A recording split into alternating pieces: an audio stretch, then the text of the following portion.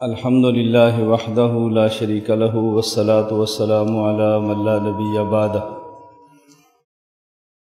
Number 98 ولا نفضل احدا من الاولیاء علی احد من الانبیاء علیہم السلام۔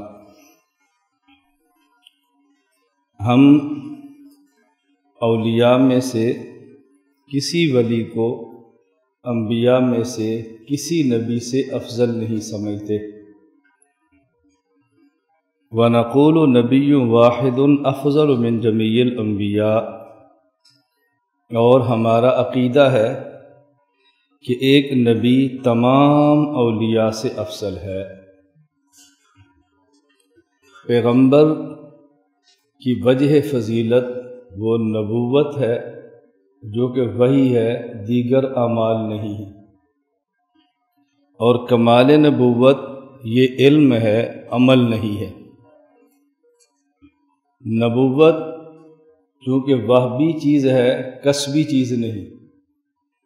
اگر نبوت کسبی چیز ہوتی، وہبی چیز نہ ہوتی، یعنی نبوت اگر اعمال سے ملتی، محض عطیہ الہی نہ ہوتی، تو پھر جس شخص کے اعمال زیادہ ہوتے وہ نبی سے افضل ہوتا۔ لیکن نبوت کی بنیاد نہ اعمال ہیں نہ ہی محنت اور کسب ہے۔ نبوت کی بنیاد چونکہ وہب ہے، اللہ کی عطا ہے، اس لیے سارے اولیاء مل کر بھی تنہا ایک پیغمبر کا مقابلہ نہیں کر سکتے۔ اور نبوت کی صحبت کی وجہ سے جو مقام ایک صحابی کو ملتا ہے، اگر غیر صحابی تمام اولیاء جمع کر لیں تو ایک صحابی کے مقام کے برابر نہیں ہو سکتے۔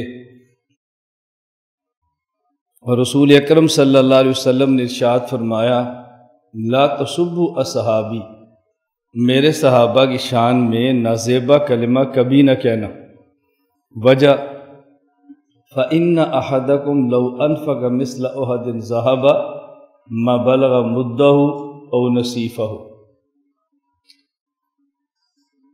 یہ فا تعلیلیہ ہے، میرے صحابہ کی شان میں نازیبا کلمہ نہ کہنا۔ فَإِنَّ، اس لیے اگر تم میں سے کوئی ایک شخص احد پہاڑ کے برابر سونا صدقہ کرے تو میرا صحابی ایک مد جو کچھ تھوڑے سے جو صدقہ کر دے تو تمہارا احد پہاڑ کے برابر سونے کا صدقہ اس کا اجر کم ہے، اور میرے صحابی کے تھوڑے سے جو کا صدقہ اس کا اجر زیادہ ہے۔ اس کی وجہ یہی ہے کہ اعمال کی بنیاد اخلاص ہے۔ اعمال کو تولا جائے گا، گنا نہیں جائے گا۔ تو جب ہم تولیں گے تو صحابی کا تھوڑا سا عمل جس اخلاص سے ادا ہوتا ہے، بقیہ امت کا سارا اخلاص اس تھوڑے سے اخلاص کے برابر نہیں، اس لیے صحابی کا عمل امت کے اعمال سے بڑھ جاتا ہے۔ تو نبی ایک تمام اولیاء سے افضل ہے، اور ہم اولیاء کو انبیاء سے افضل نہیں سمجھتے۔ نبیوں میں سے بعض نبی دوسرے انبیاء سے بھی افضل ہے۔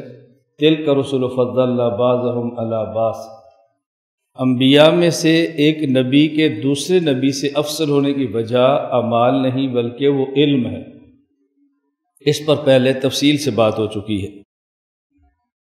99 وَنُؤْمِنُ بِمَا جَاءَ مِنْ كَرَامَاتِهِمْ وَصَحَّ عَنِ الثِّقَاتِ مِنْ رِوَایَاتِهِمْ، اور اولیاء کی کرامات کو ہم مانتے ہیں، اور جو مضبوط اور ثقہ راویوں سے روایات کے اندر آئی ہیں ہم اس کو تسلیم کرتے ہیں۔ ایک ہے ولی کی کرامت کو ماننا، یہ بات الگ ہے۔ ایک ہے خاص ولی کی خاص کرامت کو ماننا، یہ بات الگ ہے۔ ہمارا عقیدہ ہے کہ ولی سے کرامت ہو جاتی ہے، اور خاص ولی کی خاص کرامت اگر معتبر لوگوں سے ثابت ہو تو مان لیں گے، اور معتبر لوگوں سے نہ ثابت ہو تو نہیں مانیں گے۔ ایک ہے کرامت کا عقیدہ، اور ایک ہے خاص ولی کی خاص کرامت کا نظریہ، دو باتیں الگ ہیں۔ اولیاء کی کرامات تو ہم مانتے ہیں، لیکن فلاں ولی کی فلاں کرامت اگر مستند روایت سے ثابت ہو، نقل کرنے والے مستند اور معتبر لوگ تو مان لیں گے، اور اگر نقل کرنے والے کمزور ہوں تو پھر نہیں مانیں گے۔ تو اس کا تعلق کرامت کو ماننے یا نہ ماننے سے نہیں ہے، کرامت کے ثابت ہونے اور ثابت نہ ہونے سے۔ جس کرامت کا کرامت ہونا ثابت ہو ہم اس کو مانیں گے۔ تو ہم کرامت کو مانتے ہیں، لیکن فرق کیا ہے؟ دنیا میں ایک طبقہ وہ ہے جو ولی کی کرامت کا قائل ہے اور پھر ولی سے مانگتا بھی ہے۔ ہم ولی کی کرامت کو مانتے ہیں لیکن ولی سے نہیں مانگتے۔ حضرت مریم علیہ السلام یہ ولیہ ہے۔ حضرت مریم حضرت زکریا علیہ السلام کی تربیت میں تھی۔ حضرت زکریا جب دعوت تبلیغ کے لیے تشریف لے جاتے، حضرت مریم کا دروازہ بند کر دیتے۔ بچی تھی، تربیت میں تھی۔ زکریا علیہ السلام واپس آتے، دروازہ کھولتے اور ان کو کھانا دیتے۔ حضرت زکریا حضرت مریم کے خالو بھی تھے، اس لیے کوئی پردے کا مسئلہ بھی نہیں تھا، اور ویسے نبی بھی تھے۔ تو حضرت زکریا علیہ السلام ایک بار تشریف لائے اور حضرت مریم علیہ السلام کو دیکھا کہ بغیر موسم کے وہ پھل کھا رہی تھی۔ حضرت مریم کو، زکریا علیہ السلام کی عمر تقریباً آپ کی 100 سال کے لگ بھگ تھی، اور حضرت کی اہلیہ کی عمر تقریباً 90 سال کے لگ بھگ تھی، اور اولاد کی نعمت سے محروم تھے۔ تو حضرت زکریا علیہ السلام نے جب حضرت مریم کو دیکھا بغیر موسم کے پھل کھا رہی ہیں، تو آپ سجدے میں چلے گئے اور اللہ سے دعا مانگی کہ یا اللہ تو مجھے بھی بیٹا، مجھے بھی اولاد دے دے، جس طرح موسم نہیں اور مریم کو پھل آپ نے دیا ہے، اولاد کا موسم میرے اوپر نہیں، مجھے بھی آپ اولاد کا پھل دے دے۔ اب نصارہ اور عیسائی انہوں نے بھی دیکھا ہے کہ مریم علیہ السلام بغیر موسم کے پھل کھاتی تھی، تو عیسائیوں نے مریم کے خدا سے نہیں، خود مریم کے سامنے ہاتھ باندھ دیے، بغیر موسم کے آپ پھل کھا سکتی ہیں تو ہماری حاجات اور مرادیں بھی پوری کر سکتی ہیں۔ تو مریم علیہ السلام کی کرامت کو دیکھ کر مریم سے مانگا عیسائیوں نے، اور حضرت مریم کی کرامت کو دیکھ کر مریم کے خدا سے مانگا حضرت زکریا نے۔ ولی کی کرامت کو دیکھ کر ولی سے مانگنا یہ عیسائیت ہے، اور ولی کی کرامت کو دیکھ کر ولی کے خدا سے مانگنا یہ اسلام ہے۔ ہم ولی کی کرامت کو مانتے ہیں لیکن ولی سے نہیں بلکہ ولی کے خدا سے مانگتے ہیں۔ تو کرامات کا عقیدہ برحق ہے، ہم کرامات کا انکار نہیں کرتے۔ اور درمیان میں بات آ گئی، حضرت مریم کے زکریا علیہ السلام خالو تھے۔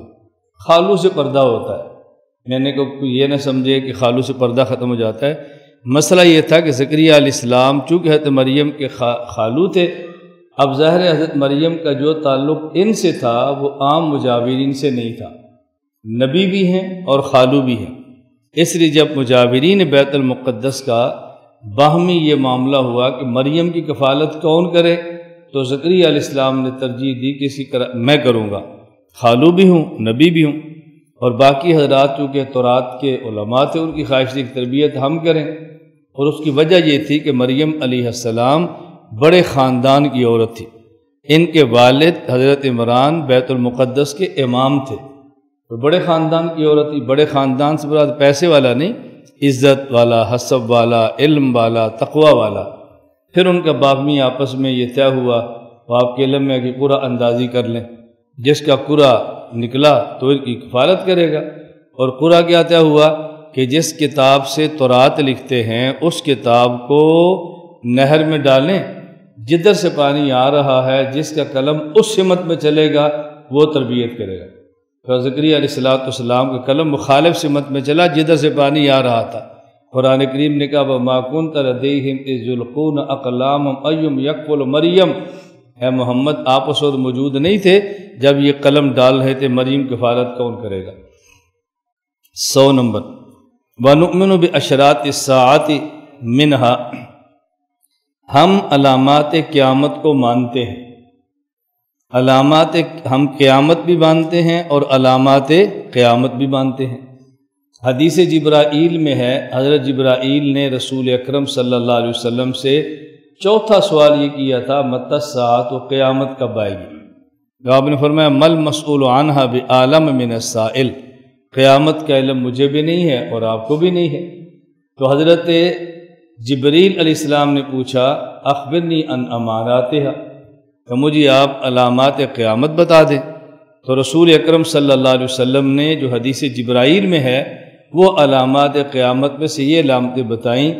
نمبر 1، ان تلد الامۃ ربتہا، کہ جب دور ایسا آ جائے کہ بیٹی ایسے ہو جیسے مالک ہوتا ہے اور ماں ایسے ہو جیسے باندھی ہوتی ہے، طرز عمل، تو سمجھیں قیامت آ رہی ہے۔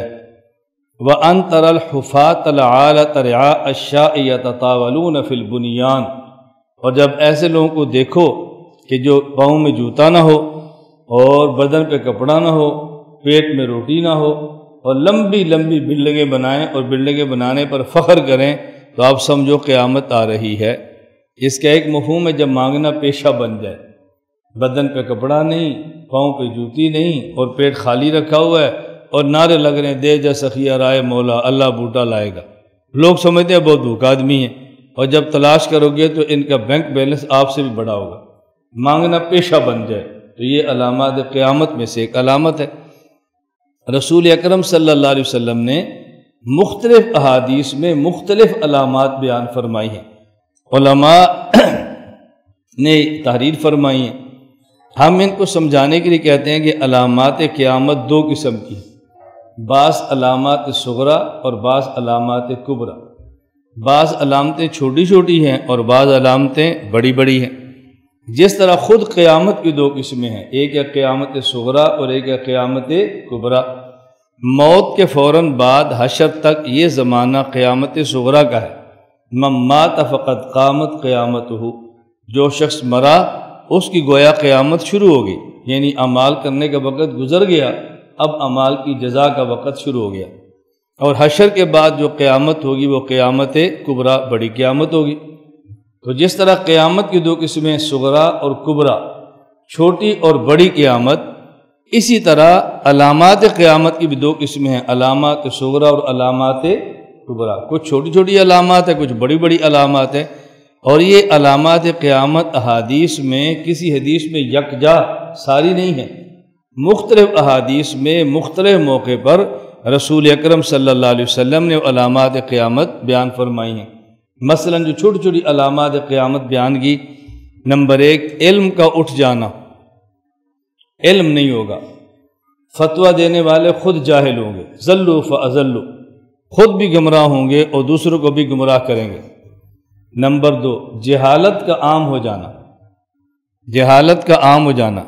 ایک یہ ہے کہ بندے کے پاس علم نہ ہو اور جاہل ہو، اور ایک یہ ہے کہ جاہل اور خود کو عالم سمجھے۔ آنکس کے ندانت و بدانت کے بدانت، در جہل مرکب عبد الدہر بمانت۔ ایک ہوتا ہے جاہل، ایک ہوتا ہے جاہل مرکب، علم نہ ہو اور کہ جی میں جاہل ہوں، اور ایک کے بعد علم نہ ہو اور کہ جی میں علامہ ہوں، یہ جاہل مرکب ہے۔ علم ختم ہو جائے گا، جہالت عام ہو جائے گی۔ نمبر 3، شراب کثرت کے ساتھ پیا جائے گا، بہت زیادہ۔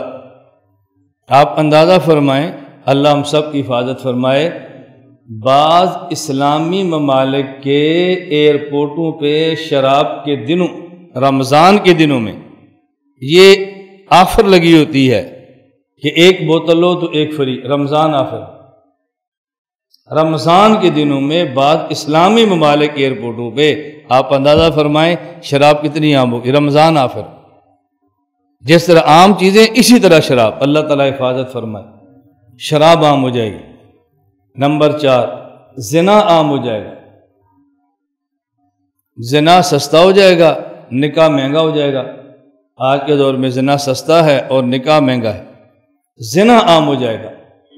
جب اسباب زنا ہوں گے تو زنا ہوگا، اسباب زنا کم ہوں گے تو زنا کم ہو جائے گا۔ اس لیے اسباب زنا اختیار نہیں کرنے چاہیے، اسباب زنا سے آدمی کو بچنا چاہیے۔ نمبر 5، مرد کم ہو جائیں گے، عورتیں زیادہ ہو جائیں گی۔ روایات میں ہے کہ ایک وقت آئے گا 50 عورتوں کا نگران، 50 عورتوں کا خرچ اٹھانے والا اور 50 عورتوں کو سنبھالنے والا ایک ایک مرد ہوگا۔ اس قدر عورتیں کثرت کے ساتھ ہو جائیں گی۔ نمبر 6، ایک ہے مال غنیمت اور ایک ہے مال فے۔ جنگ نہ ہو اور فتح مل جائے، اس میں جو مال ملتا ہے کفار کا اسے کہتے ہیں مال فے، اور جنگ ہو اور پھر مال کفار کا ملے اسے کہتے ہیں مال غنیمت۔ علامات قیامت میں سے ایک علامت یہ ہے نمبر 6 کہ مال فے کو لوگ ذاتی دولت سمجھیں۔ جس طرح اپنی دولت خود استعمال کرتے ہیں تو یہ سمجھے کہ مال میرا ہے، جس کے ہتھے چڑھ گیا وہ استعمال کرے۔ نمبر 7، اور امانت کو مال غنیمت سمجھیں، یعنی جس طرح کوئی بندہ سمجھتا ہے کہ مال غنیمت میرا مال ہے، میں جیسے چاہوں استعمال کروں، تو بس اوقات لوگ امانت کو یوں سمجھیں کہ جیسے مال غنیمت ہے میں جیسے چاہوں استعمال کروں۔ اس کی مثال آج کے دور میں جو بڑے آرام سے سمجھ آتی ہے وہ وقف کا مال ہے۔ مدرسے کا مال ہو، بیت المال کا مال ہو، کسی اور رفاعی ادارے کے کام جو وقف کا مال ہے، اب متولی وقف یہ سمجھتا ہے کہ میری جاگیر ہے، میں جیسے چاہوں استعمال کروں، جس کو چاہوں میں دے دوں، جیسے چاہوں خود کھاؤں کسی اور کو کھلاؤں، تو مال امانت کو مال غنیمت سمجھ لیا جائے۔ نمبر 8، زکوٰۃ کو تاوان اور چٹی سمجھیں، یعنی زکوٰۃ دینا ایسے بوجھ محسوس ہو کہ جیسے آدمی کوئی تاوان ادا کر رہا ہے اور دینا مشکل۔ نمبر 9، علم حاصل کیا جائے گا لیکن علم سے مقصود دنیا ہوگی، علم سے مقصود دین نہیں ہوگا۔ علم اس لیے پڑھا جائے گا کہ مجھے کوئی پڑھانے کے لیے جگہ مل جائے، علم اس لیے پڑھا جائے گا۔ ہمارے ہاں جو بات چلتی ہے کہ دین کا علم سکھانے پر یا دین بیان کرنے پر، دین سکھانے پر اجرت لینا جائز ہے کہ نہیں؟ آسان سی بات یہ ذہن نشین فرما لیں کہ جس کو سمجھنا ہر بندے کے لیے آسان ہے، کسی کے لیے مشکل نہیں ہے، فیصلہ کرنا بہت آسان ہے۔ ایک ہے ہم دوسروں پر فتویٰ کیا لگائیں، اور ایک یہ ہے کہ ہمارا عمل کیا ہونا چاہیے۔ جب کوئی بندہ آپ سے مسئلہ پوچھے کہ جی کسی شخص کو امام بنائیں اور تنخواہ دیں تو ہو جائز ہے، کسی سے بچہ پڑھانے کے لیے بٹھائیں اور اس کو پیسے دیں تو جی جائز ہے، مؤذن کی تنخواہ جائز ہے، امام کی تنخواہ جائز ہے، اور جب اپنا معاملہ آئے تو پھر جائز ہے کہ نہیں اس کا فیصلہ خود کریں۔ استفت قلبک، اپنے دل سے پوچھیں۔ اس کی صورت کیا ہے کہ اگر آدمی کے پاس مالی وسعت نہ ہو اور دین پڑھائے اور اس پر پیسے لے اور ذہن یہ بنا لے کہ جو ہی اللہ مجھے وسعت عطا فرمائے گا تو میں پیسے لینا چھوڑ دوں گا، اب جائز ہے، کوئی حرج کی بات نہیں۔ اور مالی وسعت موجود اور پھر بھی لے، اس پر سوچنا چاہیے کہ مجھے لینا چاہیے یا مجھے نہیں لینا چاہیے، یہ میرے لیے جائز ہے یا میرے لیے جائز نہیں، اس پہ غور ضرور کرنا چاہیے۔ بس اللہ ہم سب کی حفاظت فرمائے۔ بیانات پہ جائیں اور لوگ آپ کو کرایہ دیں، ذہن بنا لیں کہ جب میرے پاس وسعت ہوگی تو میں کرایہ چھوڑ دوں گا، اب تو کچھ کال کی بات ہی نہیں، ورنہ آدمی بیان کے لیے بھی نہ جائے اور میں اس لیے نہیں جاتا میرے پاس کرایہ نہیں ہے، تو اب تو دین بیان کرنا مشکل ہو جائے گا نا، دین کا نقصان ہوگا۔ تو یہ ذہن بنا لیں تو اب اپنے بارے میں عمل کرنا بہت آسان ہوگا۔ میں نے پہلے بھی آپ سے گزارش کی تھی، ایک ہوتا ہے کہ دوسروں کے حق میں بات کیا کہنی ہے، اور ایک ہوتا ہے کہ اپنے ساتھ میرا معاملہ کیا ہونا چاہیے، دونوں میں فرق کرنا ہمیشہ سیکھیں۔ نمبر 10، بیوی کی اطاعت کرے گا شوہر، اور وہی شوہر جب بیٹا ہوگا تو ماں کی نافرمانی کرے گا، یعنی بیوی کی خدمت اور ماں سے دوری، بیوی کی بات مانی جا رہی ہے اور ماں کو دور کیا جا رہا ہے، بیوی کی اطاعت اور ماں کی نافرمانی۔ نمبر 11، والد بھی ہے اور دوست بھی ہے، والد کو دور کر دے اور دوست کو قریب کرے، والد پر اپنے دوستوں کو ترجیح دے، والد پر دوستوں کو ترجیح دے، دوستوں سے تعلق والد سے زیادہ رکھے، دوست اور والد میں تقابل آ جائے تو والد کو چھوڑ دے اور دوست کو نہ چھوڑے، علامات قیامت میں سے یہ علامت۔ نمبر 12، مساجد میں آواز بلند ہو، ظہرت الاصوات فی المساجد، مساجد میں شور ہو، آواز بلند ہو۔ آپ نے دیکھا ہم اس پہ کتنا کرتا ہوں، مسجد میں آئے تو خاموش ہو جائیں، مسجد سے باہر نکل کے باتیں کریں، مسجد میں نہ کریں۔ یہ علامات قیامت میں سے ہے کہ مساجد کے اندر شور ہو۔ نمبر 13، قبیلہ کا سردار قبیلے کا فاسق آدمی، جو قبیلے کا سردار ہے وہ فاسق ہو۔ نمبر 14، قوم کا سردار قوم کا کمینہ آدمی ہو، جو سب سے کمینہ ہے، بے حیا قسم کا انسان ہے، اس کو قوم اپنا سردار بنا لے۔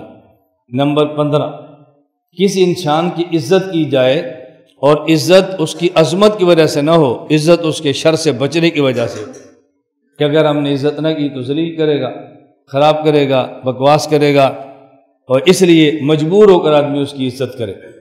نمبر 16، گانا اور ساز یہ عام ہو جائے، گانا عام ہو جائے اور ساز عام ہو جائے۔ موبائل کسی کو فون کریں تو پہلے ساز سنیں پھر بات کریں، پہلے گانا سنیں پھر سلام کریں، عام ہو گیا۔ نہ سننا چاہیں تب بھی گلی گلی میں، محلے محلے میں، مسجد میں، حتیٰ کہ حج اور عمرہ کرنے کے لیے جہاز پر بیٹھیں تب بھی جب جہاز زمین پر کھڑا ہوتا ہے تو ساز شروع ہو جاتا ہے، احرام باندھا ہوتا ہے اور ساز سن رہے ہوتے ہیں۔ نمبر 17، یہ بہت اچھی طرح سمجھیں کیونکہ اس کا تعلق ہم سے بہت زیادہ ہے۔ لعن آخر هذه الامت اولها، بعد کے لوگ پہلوں پر لعنت بھیجیں۔ اس کا معنی یہ نہیں ہے کہ پہلے کو کافر گزرا ہو اور بعد کے مسلمان اس کافر پر لعنت بھیجے تو علامات قیامت میں سے یہ نہیں ہے۔ کافر پر لعنت بھیجنا تو قرآن کریم سے ثابت ہے، اس میں تو اشکال کی بات ہی نہیں ہے۔ سوال یہ ہے کہ امت کے پہلے گزرنے والے صلحاء پر بعد کے وہ لوگ جو دین کے دعوے کرتے ہیں ان پر لعنتیں بھیجیں۔ اس لیے میں طلباء سے درخواست کرتا ہوں کہ ہم میں سے ہر آدمی ناقل اپنے مسلک کا بنے، محقق اپنے مسلک کا نہ بنے۔ جو ہمارے اکابر نے لکھا ہے وہی آگے نقل کریں اور اسی کو سمجھائیں، مزید تحقیقات نہ کریں، جس پر تحقیقات ہو چکی ہیں اسی کو آگے بیان کریں۔ اگر اکابر کے مسلک کو، اکابر کے عقائد کو، اکابر کے مسائل کو آگے نقل کریں گے اور انہی مسائل کو سمجھائیں گے، اس کا ایک فائدہ جو اللہ کی مدد ہمارے اکابر کے ساتھ اس عقیدہ پر تھی، جب ہم اسی کو نقل کر کے اسی کو سمجھائیں گے وہی اللہ کی مدد ہمارے ساتھ بھی ہوگی۔ جو اکابر کی محبوبیت لوگوں کے دلوں میں اس عقیدہ اور مسئلہ کی وجہ سے تھی، جب ہم اسی عقیدے اسی مسئلے کو آگے سمجھائیں گے تو یہی محبوبیت لوگوں کے دلوں میں ہماری بھی ہوگی۔ اور سب سے بڑا فائدہ کہ یہ عقیدہ اور مسئلہ اختیار کرنے کی وجہ سے جو اکابر کو اللہ کی مقبولیت ہے، ہمیں بھی یہی عقیدہ اور یہ مسئلہ بیان کرنے کی وجہ سے اللہ کے ہاں یہی مقبولیت ملے گی۔ اور قیامت کے دن جہاں یہ اکابر اس عقیدہ کی وجہ سے ہوں گے، ہم انہی اکابر کے ساتھ اسی عقیدے کی وجہ سے ہوں گے۔ اکابر والی مدد، اکابر والی محبوبیت، اکابر مشائخ والی مقبولیت اور قیامت کے دن عرش کے سائے میں اکابر والی جگہ، اگر یہ لینا چاہتے ہیں تو پھر اکابر والا ہی مسلک نقل کریں، تحقیق کر کے ان کے خلاف کوئی نیا مسلک پیش نہ کریں۔ جب ہم یوں کریں گے تو بعد کے لوگ پہلو سے جڑ جائیں گے اور پہلو والوں کے لیے دعائیں کریں گے، اللہ ان کو جزائے خیر دے، اللہ ان کی قبر پہ رحمت نازل فرمائے، اللہ ان کے ساتھ جو معاملہ فرمائے، صحیح راستہ دکھایا۔ اور جب ان کے خلاف تحقیقات پیش کرتے رہیں گے تو پھر بعد والے ان پر لعنتیں بھیجتے رہیں گے کہ انہوں نے ہمیں گمراہ کیا تھا، انہیں ہمیں خراب کیا تھا۔ اور وہ جو کفار نے اپنے بڑوں کے بارے میں قیامت کے دن کہنا ہے کہ ربنا ان اطعنا سادتنا وکبراءنا فاضلونا السبیل، اللہ ہم نے بڑوں کی بات مانی، انہوں نے گمراہ کیا تھا، تو پھر یہ آیتیں ان پر فٹ ہونا شروع ہو جائیں گی، اہل حق اکابر پر، کہ دیکھو قیامت کے دن لوگ کہیں گے بڑوں نے گمراہ کیا تھا، اب یہ بڑوں کے پیچھے چل رہے ہیں۔ اور پھر یہ آیتیں اس انداز میں پیش کی جاتی ہیں کہ وَإِذَا قِيلَ لَهُمُ اتَّبِعُوا مَا أَنزَلَ اللَّهُ، یہ وہ لوگ ہیں جب ہم کہتے ہیں اللہ کی بات مانو تو یہ مشرکین کی طرح کہتے ہیں نہیں، بل نتبع ما وجدنا علیہ آباءنا، ہم تو آباء و اجداد کی بات مانیں گے۔ بات سمجھنا، آباء و اجداد کی بات ماننا اس وقت جائز نہیں جب آباء و اجداد میں دو خامیاں ہوں۔ اولو کان آباؤہم لا یعقلون شیئا ولا یہتدون، آباء و اجداد میں عقل بھی نہ ہو اور آباء و اجداد ہدایت پر بھی نہ ہو تو ان کی بات کو ماننا جائز نہیں ہے۔ اور اگر یہ عقل والے بھی ہوں اور ہدایت پر بھی ہوں تو پھر دوسری جگہ ارشاد موجود ہے البرکۃ مع اکابرکم، پھر اپنے اکابر کی بات ماننی چاہیے۔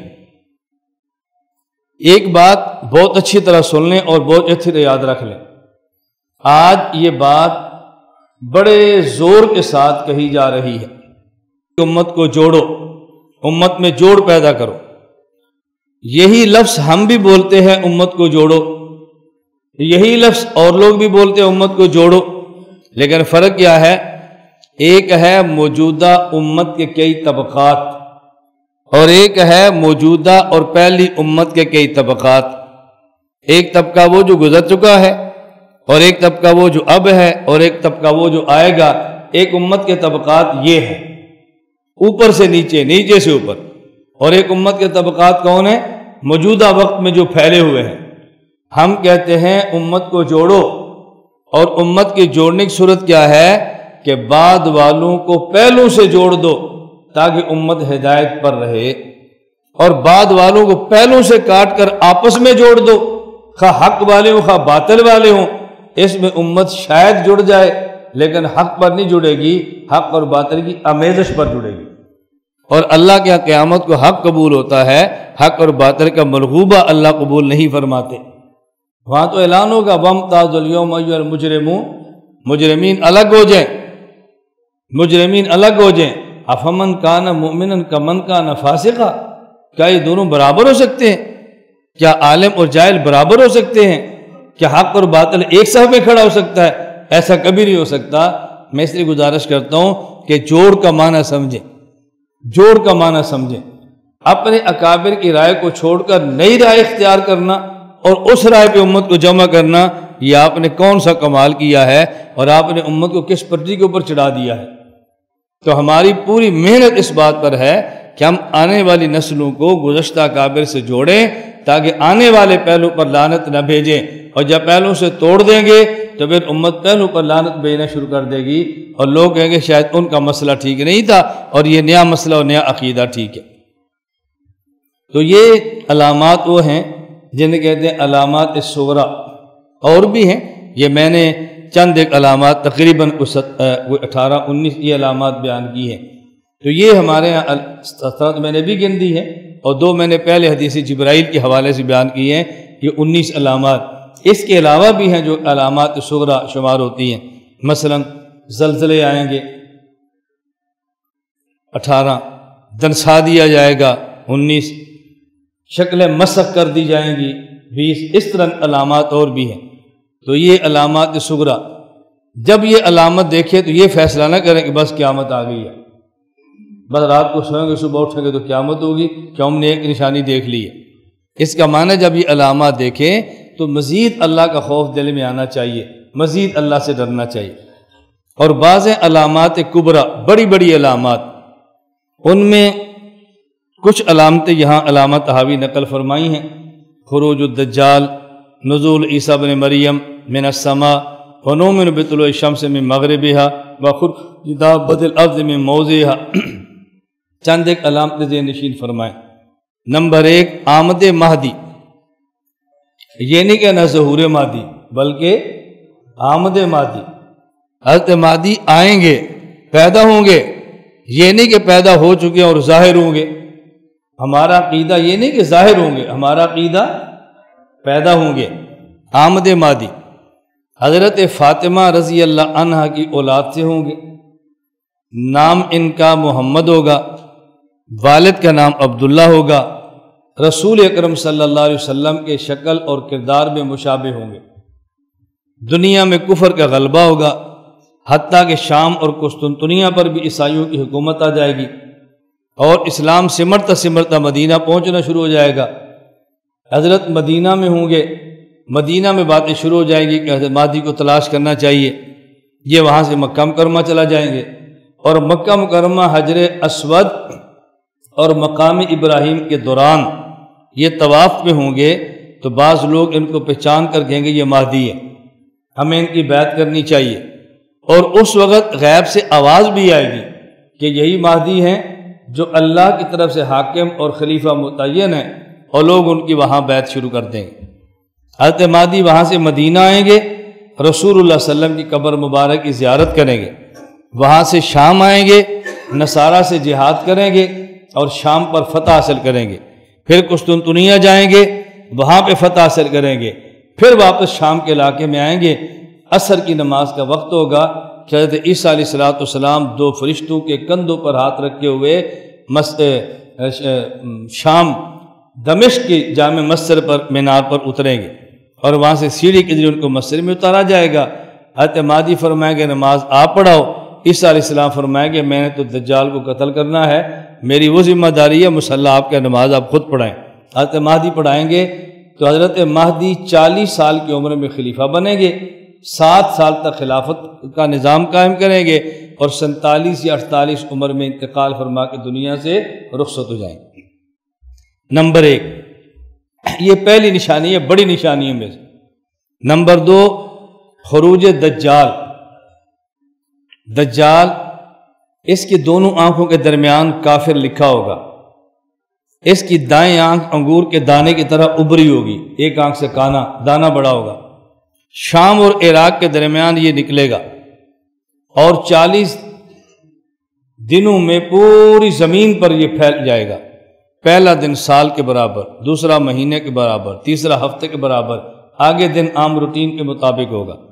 سوائے مکہ مکرمہ اور مدینہ منورہ کے یہ ہر جگہ جائے گا، کہیں دعویٰ نبوت کا، کہیں دعویٰ خدائی کا کرے گا، زمین کو اشارے کرے گا وہ خزانے اگل دے گی، آسمان کو اشارے کرے گا بارش برسے گی، یوں چلے گا۔ اور حضرت امام اہل سنت فرمایا کرتے تھے کہ کمزور ایمان والے وہ مٹی اٹھا کے زمین منہ میں ڈالیں گے، اللہ اس کو شکر بنا دے گا، مضبوط ایمان والے کلمات تسبیح کہیں گے، اللہ اس کو خوراک بنا دے گا، جو اللہ ان کو مضبوط فرمائے گا۔ اور یہ مدینہ اور مکہ میں داخل نہیں ہو سکے گا، وہاں پہ اللہ کی طرف سے ملائکہ کا خاص پہرا ہوگا، اور یہ وہاں سے دوڑے گا اور یہ شام کے علاقے میں آئے گا۔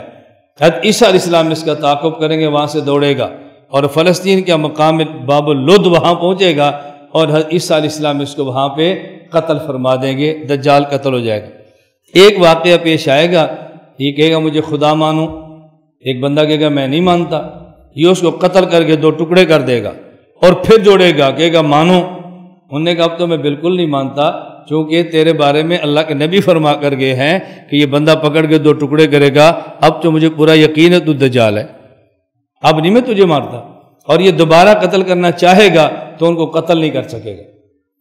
نمبر 3 نزول عیسیٰ۔ حضرت عیسیٰ علیہ السلام 32 سال کی عمر میں اللہ نے ان کو آسمان پہ اٹھایا ہے، بغیر باپ کے حضرت مریم کے پیٹ سے پیدا ہوئے، اور حضرت عیسیٰ علیہ السلام وہ شخص ہیں جو پیدائشی طور پہ نبی تھے، باقی انبیاء تو 40 سال کے بعد اعلان نبوت ہوتا نا، اور یہ پیدائشی طور پہ نبی تھے، اور عام نبی کو 40 سال کے بعد حکم ہوتا اعلان نبوت کا، وحی آتی، اور یہ بچپن سے نبوت کا اعلان تھا، وجعلنی نبیّا، اللہ نے مجھے نبی بنایا۔ 32 سال کی عمر میں اللہ رب العزت نے ان کو زندہ آسمان پر اٹھا لیا ہے۔ قرآن کریم میں ہے اذ قال اللہ یا عیسیٰ انی متوفیک ورافعک الی، یہاں متوفی کا پہلے ذکر کیا اور رافع کا بعد ذکر کیا۔ اس سے جاوید احمد خامدی نے امت کو دھوکہ دیا کہ دیکھو عیسیٰ علیہ السلام پر وفات آئی ہے اور اللہ نے آسمان پہ اٹھا لیا ہے، اور عیسیٰ علیہ السلام پہ موت آنا یہ کوئی عیب تو نہیں ہے، اور انبیاء پر بھی موت آئی ہے، اللہ کے نبی پر موت آئی ہے، عیسیٰ علیہ السلام پر موت آ گئی تو یہ کون سا عیب ہے؟ اور قرآن کی ترتیب بتا رہی ہے کہ ہم آپ کو وفات دیں گے، آپ کو اٹھا لیں گے، ہم مطہر، اور یہودیوں کے ہاتھوں سے آپ کو مسلح ہونے سے بچا لیں گے، کہ یہودی ان کی لاش کا مسلح نہیں بنا سکے، بلکہ زندہ آسمان پہ اٹھا لی، بلکہ ان کی پھر آسمان پہ اٹھا لیا ہے۔ اب کالج کا آدمی بظاہر سمجھتا ہے کہ قرآن غامدی بہت اچھی طرح سمجھا رہا ہے۔ ہم کہتے ہیں قرآن کو سمجھنے کے لیے جہاں عربی زبان محاورات عرب کے ساتھ سمجھنا ضروری ہے، وہاں قرآن کریم کی آیات کا پس منظر اور بیک گراؤنڈ بھی سمجھنا ضروری ہے۔ یہ آیت کس پس منظر میں نازل ہوئی ہے؟ میں سمجھانے کے لیے ایک مثال دیا کرتا ہوں۔ میں آپ کے پاس بیان کے لیے آیا، پولیس آ کر کہتی ہے کہ مولانا صاحب آپ بیان نہ کریں، اگر آپ کریں گے تو ہم گرفتار کر لیں گے۔ میں میزبان سے کہتا ہوں بھی آپ کہتے ہیں بیان کرو، اور پولیس کہتی ہے کہ ہم بیان کریں گے تو ہم گرفتار کر لیں گے۔ تو میزبان کہتا ہے کہ مولانا صاحب آپ بے غم ہو کے بیان کریں، آپ کی حفاظت ہمارے ذمہ ہے، ہم بلانا بھی جانتے ہیں تو سنبھالنا بھی جانتے ہیں، یہ ہمارے ذمہ ہے، پولیس گرفتار نہیں کری، آپ بے فکر ہو تقریر کریں۔ میں کہتا ہوں یار یہ ہماری مسجد ہے جہاں بیان ہے، یہ تینوں طرف باہر پولیس کھڑی ہے، تو مجھے آپ کیسے یہاں سے نکالو گے؟ کیسے نکلوں گا؟ تو آپ مجھے فون کہتے ہیں مولانا صاحب یہ جو پردہ ہے نا، ذرا اس کے نیچے یہ دروازہ دیکھیں۔ اس کا مطلب کیا؟ مجھے آپ سمجھا رہے ہیں کہ ہم یہاں سے نکال لیں گے۔ حضرت عیسیٰ علیہ السلام کمرے میں ہیں، دروازہ بند ہے اور باہر چاروں طرف یہود کی فوج ہے۔ عیسیٰ علیہ السلام اللہ سے دعا مانگتے ہیں کہ یا اللہ یہ یہودی تو جمع ہو گئے ہیں، یہ مجھے قتل کرنا چاہتے ہیں۔ اللہ فرماتے ہیں انی متوفی کا، عیسیٰ آپ گھبراؤ مت، موت آپ کی ہمارے اختیار میں ہے، ہم موت دیں تو موت آتی ہے، یہ کچھ نہیں کر سکتے۔ یا اللہ اس کو تو میں مانتا ہوں، لیکن چاروں طرف سے فوج کھڑی ہے، چاروں طرف فوج کھڑی ہے، تو مجھے آپ کیسے بچائیں گے؟ فرمایا رافعوں کا ہم اٹھا لیتے ہیں، ہم آپ کو تو انی متوفی کا کہہ کے تسلی دی ہے، اور رافعوں کا کہہ کے بچانے کی صورت بتائیے۔ تو متوفی کا پہلے ہونا چاہیے تھا، رافعوں کا پہلے ہونا چاہیے تھا؟ بولو، موت پہلے ہے یا بعد ہے؟ بعد میں، لیکن ہونا پہلے چاہیے تھا، ذکر پہلے کریں یا بعد میں؟ پہلے۔ تو جب یہ پس منظر ذہن میں نہیں ہوگا تو دھوکہ دینا آسان ہوگا، نہیں جی متوفی کا پہلے ہے لہذا وفات پہلے۔ اس لیے ہم کہتے ہیں آیت کا پس منظر اور بیک گراؤنڈ سمجھو تو پھر آیت کو سمجھنا بہت آسان ہوگا۔ میں آپ کو بار بار کہتا ہوں نا بھئی آپ بیان کرنا سیکھو، سمجھانا سیکھو، قرآن کو سمجھانا سیکھو، لوگ باطل کے پاس نہیں جائیں گے، اور جب ہم نہیں سمجھائیں گے وہ تو پھر باطل کھڑا ہوا ہے سمجھانے کے لیے۔ ہمارا ارادہ ہے آپ دعا فرمائیں اللہ قبولیت عطا فرمائے، اللہ اسباب عطا فرمائے۔ دروس القرآن 5 جلدوں میں انشاءاللہ بقرہ عید سے پہلے چھپ کر آ جائے گا۔ اس دروس القرآن میں عقائد اور احکام کی آیات پر مفصل بحث ہے۔ جو شخص یہ چاہے میں مسلک کو قرآنی آیات کی روشنی میں سمجھوں، یہ 5 جلدوں کا دروس القرآن اپنے پاس رکھ لے۔ اس کے بعد ہمارا ارادہ یہ ہے کہ الحمد سے لے کر والناس تک قرآن کریم مکمل آیت وار اس کی تفسیر ریکارڈ کریں، آیت وار ایک ایک آیت کی تفسیر، تاکہ کوئی آدمی ویڈیو دیکھنا چاہے تو موجود ہو، آڈیو سننا چاہے تو موجود ہو، اور لکھا ہوا پڑھنا چاہے تو موجود ہو۔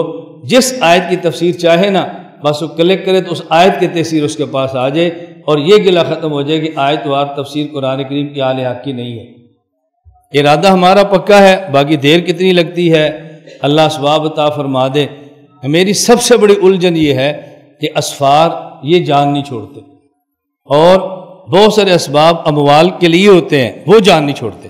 اگر اللہ تعالیٰ اسباب وسعت کے ساتھ عطا فرما دے کہ ہمیں اسباب کے لیے باہر دوڑنا نہ پڑے نا، تو پھر یہ کام بہت جلد مکمل ہو جائے، بہت جلد۔ دیکھیں جیسے ابھی آپ عقیدہ تحاویہ پڑھ رہے ہیں نا، تو آپ نے تحاویہ عقیدہ کیسے پڑھا ہے؟ ایک ایک لائن چل رہی ہے، ایک ایک عقیدہ چل رہا ہے۔ ہم چاہتے ہیں اسی طرح قرآن کریم کی آیات ہو نا تو ایک ایک آیت پہ بات ہو، ایک ایک آیت کی تفسیر ہو، ایک ایک آیت کا مطلب ہو، تو پھر قرآن کریم سمجھنے کا بھی مزہ ہے، اور آدمی تسلی کے ساتھ بیٹھ کے سمجھائے۔ لیکن اس کے لیے ضروری ہے ایک تو سفر کم ہو، وقت ملے، نمبر 2 اموال پاس ہوں، ان کے لیے دوڑ دھوپ کر کے جمع نہ کرنا پڑے۔ آپ نے تو 12 دن کا دورہ کرنا ہے، بس ختم، ابھی سبق ختم ہوگا تو آپ نے کھانا کھانا ہے، یہ کھانا جمع کس نے کرنا ہے؟ یہ آپ کی سردردی نہیں ہے، آپ نے بس کہہ دینا ہے آج دال پکی تھی مزہ نہیں آیا، بس اللہ اللہ خیر سر جان چھوٹی. آج روٹیاں تھیں بس مزہ نہیں آیا. بس آج شربت زور کے بعد لیکن چینی کم تھی. بس آج رات بجلی گئی اور آدھے گھنٹے تک جنریٹر نہیں چلا, مزہ نہیں آیا.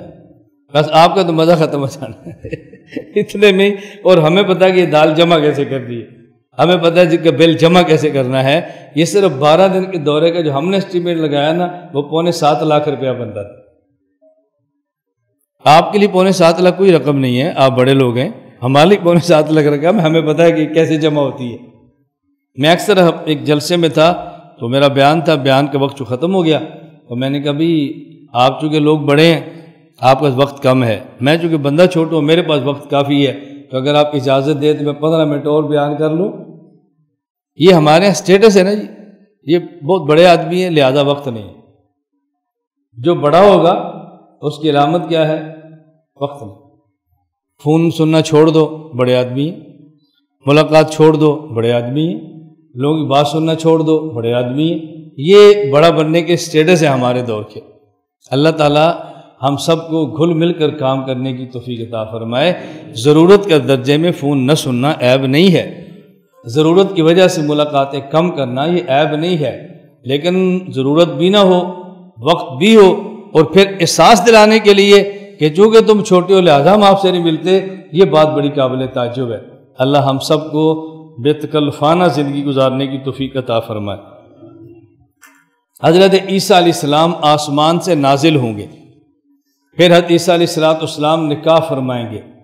حضرت عیسیٰ علیہ السلام کی اولاد ہوگی, 40 سال تک خلافت کا نظام ہوگا. دجال کو مقام لطف پہ قتل کریں گے اور عیسیٰ علیہ السلام جہاں تک دیکھیں گے وہاں تک آپ کا سانس جائے گا. ناک سے بندہ سانس لیتا ہے نا پھر باہر نکالتا ہے, جب سانس نکالیں گے تو جہاں تک نگاہ ہے وہاں تک جائیں گے, اور یہاں تک جتنے کافر ہوں گے جس کو سانس لگتا جائے گا وہ کافر اپنی موت مرتا جائے گا. چند دنوں کا معاملہ صفائی ہو جائے گی, پھر اس کرۂ ارض پہ کوئی کافر موجود نہیں ہوگا, سب ایمان والے موجود ہوں. بالآخر عیسیٰ علیہ السلام مدینہ منورہ جائیں, وہیں ان کا انتقال ہوگا. اور آج بھی چوتھی قبر کی جگہ خالی ہے, حضرت عیسیٰ بن مریم کو وہاں پہ دفن کر دیا جائے گا. حضرت عیسیٰ علیہ السلام کو وہاں دفن کر دیا جائے گا. بات سمجھ آ رہی؟ میں ایک جلسے پہ تھا, مجھ سے قبل ایک مولانا صاحب کا بیان تھا اور وہ قوم کو بات سمجھا رہے تھے کہ یہ جو حضرت عیسیٰ علیہ السلام نے یہ مرزے نے جو دعویٰ کیا کہ میں عیسیٰ ہوں, اس کے دعوے کے جھوٹ ہونے پر بات یاد رکھ لو اور یہ سوال کرنا. اللہ کے نبی نے فرمایا کہ میں اللہ کی قسم اٹھا کر کہہ رہا ہوں لَيَنزِلَنَّ عِيسَى بْنُ مَرْيَمَ, عیسیٰ بن مریم نازل ہوں گے تو حاکم ہوں گے, عیسیٰ بن مریم عادل ہوں گے. نمبر 2 لَيَقْتُلَنَّ الْخِنْزِيرَ, خنزیر قتل کریں گے, یہودیت مٹا دیں گے. لَيَكْسُرَنَّ الصَّلِيبَ, صلیب توڑیں گے, عیسائیت ختم کر دیں گے. وَلَيُعْرَضَنَّ عَلَيْهِ الْمَالُ فَلَا يَقْبَلْ, مال اتنا عام ہوگا جس کو بھی دیں گے قبول نہیں کرے گا. تو دیکھو جب مرزا آیا نہ یہ حاکم تھا, نہ عیسائیت ختم ہوئی, نہ یہودیت ختم ہوئی اور نہ ہی فقر ختم ہوا. یہ 4 پوچھا کرو ان سے. ان کا خیر بیان تو ختم ہو گیا. میں نے کہا بھی جو حدیث میں نے پڑھی ہے اس میں ایک نشانی اور بھی ہے, ایک نشانی اور بھی ہے کہ اللہ کے نبی نے فرمایا ثم لئن قام علی قبری فقال یا محمد لأجیبنہ. عیسیٰ علیہ السلام یہ سارے کام کر کے نا, یہودیت مٹا کے, عیسائیت مٹا کے, حکومت اور شریعت نافذ کر کے پھر میری قبر پر آئیں گے اور کہیں گے یا محمد, میں جواب دوں گا. مجھے بلائیں گے تو میں جواب دوں گا. میں نے کہا اگر یہ حدیث ضعیف ہے نا تو 5 چیزیں ضعیف ہیں, اور اگر صحیح ہے تو پھر 5 صحیح ہے. جو 4 مرزائیوں کے مقابلے پیش کرو وہ تو صحیح ہیں, اور جو 5ویں مماتیوں کے مقابلے پیش کرو وہ ضعیف ہے. میں نے کہا یہ ترتیب ٹھیک نہیں ہے. اور عجیب بات یہ ہے یہودیت کا فتنہ عیسیٰ علیہ السلام ختم کریں گے, عیسائیت کا فتنہ عیسیٰ علیہ السلام ختم کریں گے, اور جب مماتیت کا فتنہ آئے گا تو 2 نبی ملیں گے تو فتنہ ختم ہو جائے گا.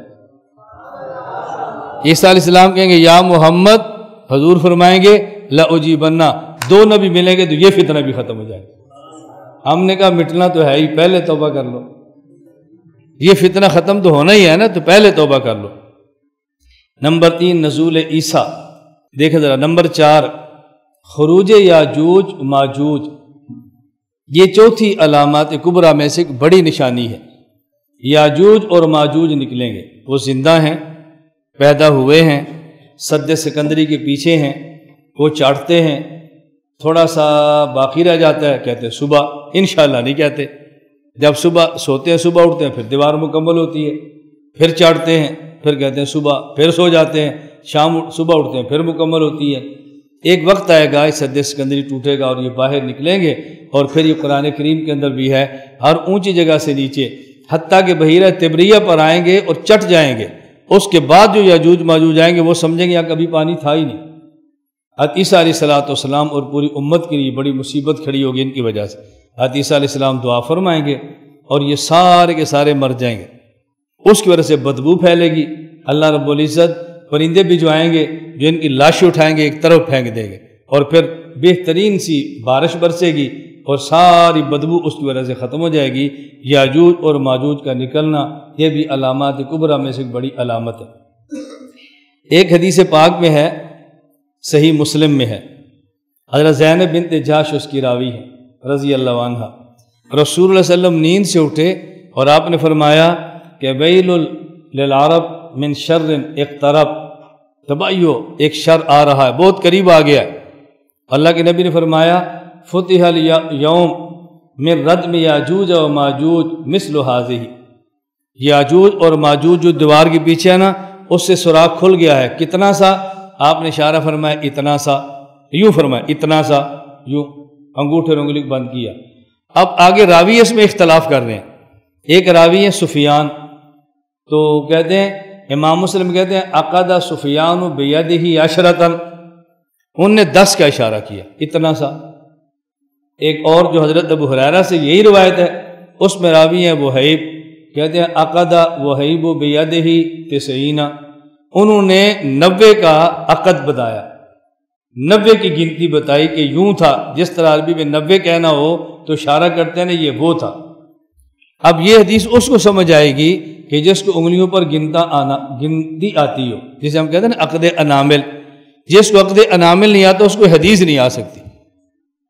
میری بات سمجھ آئی؟ اب اسی طرح حدیث پاک میں ہے کہ رسول اللہ صلی اللہ علیہ وسلم تشہد میں بیٹھے، دائیں ہاتھ دائیں ران پہ رکھا، بائیں ہاتھ بائیں ران پہ رکھا، اشہد ان لا الہ الا اللہ وان محمد عبدہ و رسولہ فرمایا۔ اس حدیث میں کہ آپ نے 53 کا عدد بنایا۔ کس کا؟ اب 53 آتا ہوگا تو سمجھ آئے گا نا حضور نے ہاتھ کیسے باندھے تھے، اور جس کو 53 نہیں آتا وہ سمجھ نہیں سکتا کہ آپ نے ہاتھ کیسے باندھے تھے۔ جب سمجھ نہیں سکتا تو آگے سمجھ آئے گا کیسے؟ میں اس لیے کہتا ہوں اصل چیز ہے سمجھنا۔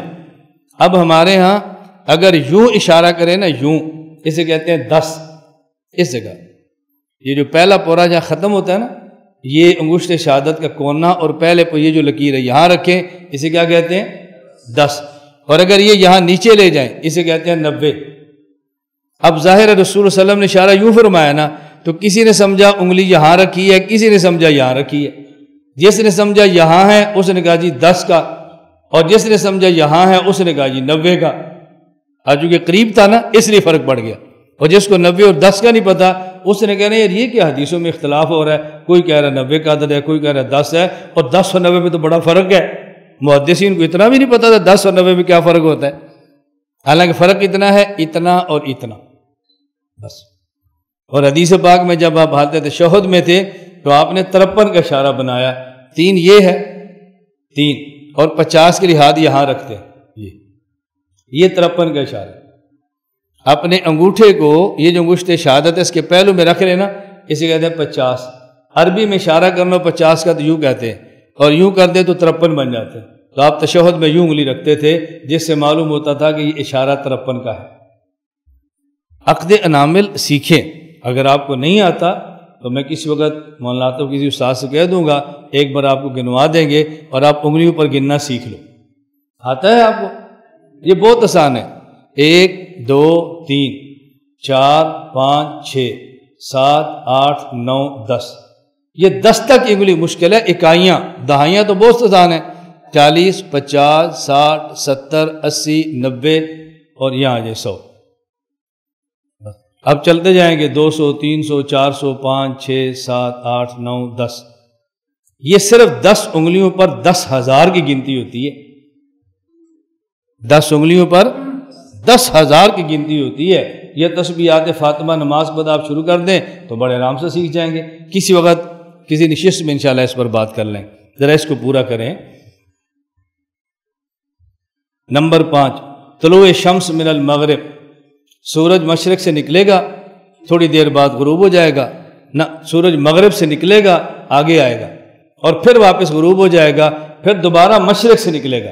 تو جب مغرب سے نکل کر ایک بار غروب ہو جائے، اس کا معنی کہ اب توبہ کے دروازے بند ہو گئے، اس کے بعد تو توبہ کرے گا بھئی توبہ قبول نہیں ہوگی. نمبر 6 دابۃ الارض. صفا اور مروہ جو چھوٹی پہاڑیاں ہیں مکہ مکرمہ میں، صفا سے طواف شروع ہوتا ہے، مروہ پہ جا کے ختم ہوتا ہے. یہ جو 7 چکر لگتے ہیں. صفا پہاڑی سے ایک جانور نکلے گا، عجیب قسم کی مخلوق ہوگی، لوگوں سے بات کرے گا. اس کے ایک ہاتھ میں حضرت موسیٰ کا عصا ہوگا، ایک ہاتھ میں سلیمان علیہ السلام کی انگوٹھی ہوگی. مسلمان کو دیکھے گا تو موسیٰ علیہ السلام کے عصا سے یہاں لکھ دے گا یہ مومن ہے، اور انگوٹھی سلمان کی ہوگی، اسے کافر کی گردن پہ مور لگا دے گا کہ یہ کافر ہے. حضرت موسیٰ علیہ السلام کا عصا تو میں نے بھی دیکھا ہے، استنبول میں جو میوزیم ہے وہاں پر پڑا ہوا ہے، بالکل سادہ سا موسیٰ علیہ السلام کا عصا ہے. حضرت یوسف علیہ السلام کی پگڑی وہاں پر موجود ہے، سفید رنگ کا ایسے بڑا سا امامہ ہے یوسف علیہ السلام کا. نمبر 7 ٹھنڈی ہوا. اس کے بعد کافر الگ مسلمان الگ، امتیاز ہو گیا.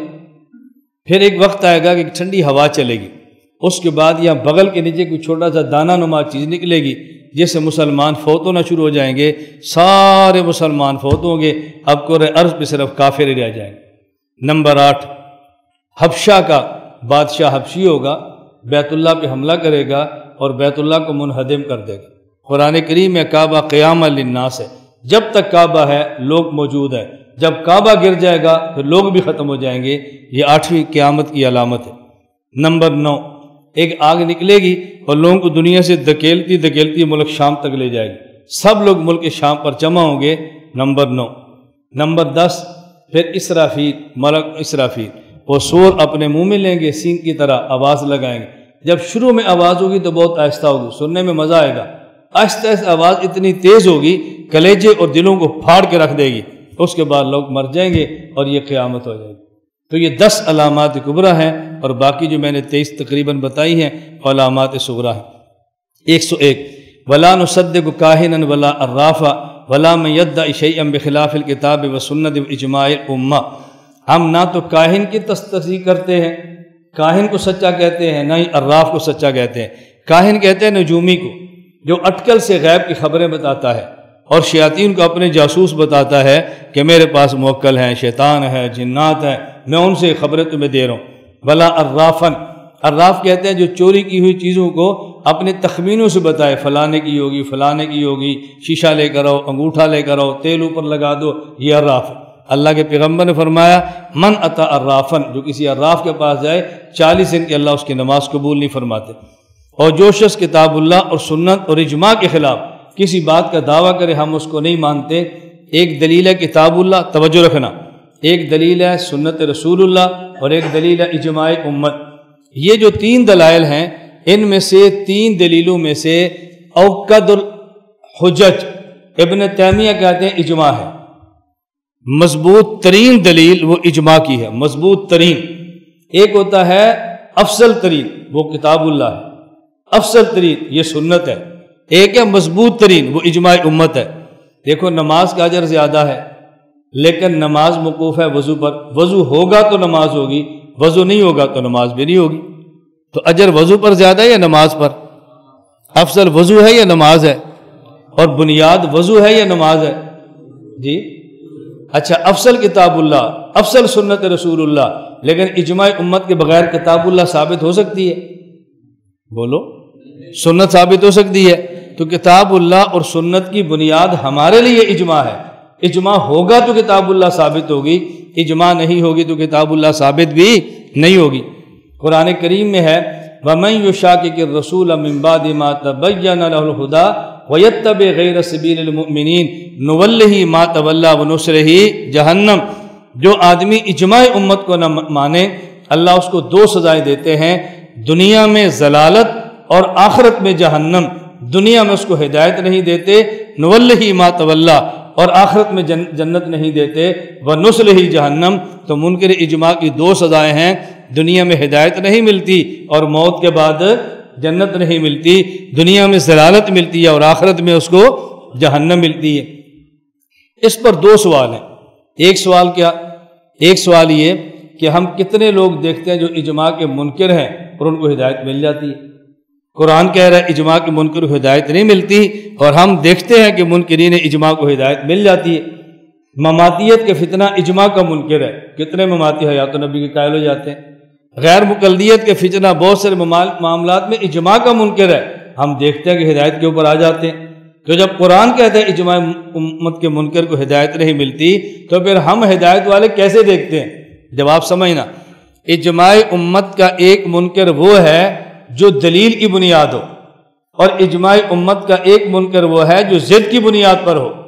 اجماع امت کا منکر اگر دلیل کی بنیاد ہو اس کو ہدایت مل جاتی ہے، کیونکہ انکار کر رہا تھا ضد کی وجہ سے نہیں، دلیل کی وجہ سے۔ جب دلیل سمجھ آئی ہے اس نے اجماع امت کو مان لیا۔ اور ایک آدمی اجماع امت کا انکار کرتا ہے ضد کی وجہ سے، اس کو ہدایت نہیں ملتی، کیونکہ اس کی بنیاد دلیل نہیں تھی بلکہ ضد تھی۔ کائنات میں سب سے پہلے اجماع امت کا منکر ابلیس ہے، کائنات میں سب سے پہلے اجماع امت کا منکر ابلیس ہے، اور اس کو ہدایت نہیں ملی۔ کیوں؟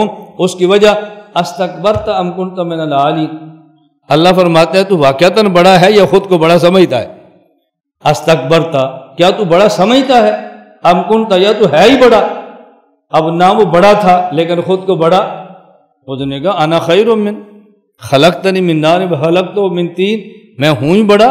سمجھتا کیا ہوتا ہے؟ میں ہوں ہی بڑا۔ اللہ فرمائے اخرج، دفع ہو جائے یہاں سے، نکل جائے یہاں سے۔ اس کا مطلب کہ جو ضدی اجماع کا منکر ہو اس کو دلائل نہیں دیتے، دفع کر دیتے۔ ہم اسے بھی کہتے نہیں نہیں یہاں بیٹھو، ہمارے استاد جی بہت اچھے ہیں، چائے پیو، اب بتاؤ کیا مسئلہ ہے، یہ اور چوڑا ہوتا ہے۔ ہم کہتے باہر نکالو ان کو، ضرورت نہیں ان سے بات کرنے کی۔ تو جماع اجمت کا منکر ضد کی وجہ سے ہو اس کو ہدایت نہیں ملتی۔ کوئی بات سمجھ آ رہی؟ اب ابلیس کی دلیل کا خلاصہ کیا تھا؟ خلقتنی من نار وخلقتہ من طین، میں آگ سے بنا ہوں، آگ افضل ہے، یہ مٹی سے بنا ہے، مٹی مفضول ہے۔